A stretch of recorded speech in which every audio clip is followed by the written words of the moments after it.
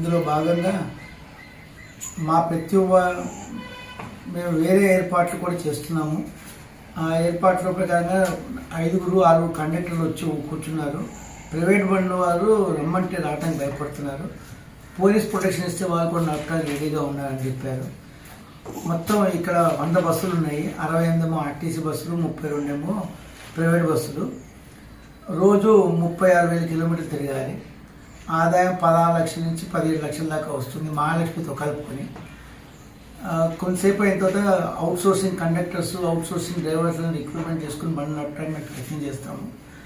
మొదటి రోజు కాబట్టి కొంచెం ఆలస్యం జరుగుతుంది, కానీ ఎటువంటి పరిస్థితుల్లోనే ఒక 20 బస్సుల దాకా తీయడానికి ప్రత్యుపాయం చేస్తున్నాము. మాకు మొత్తం 351 మంది ఎంప్లాయీస్. దాంట్లో అవుట్ సోర్సింగ్ అది కాకుండా 21 మంది అవుట్ సోర్సింగ్ డ్రైవర్లు ఉన్నారు. వాళ్ళు ఇంకా రాలేదు. వాళ్ళందరికీ ఫోన్ చేసి పిలుస్తున్నాము.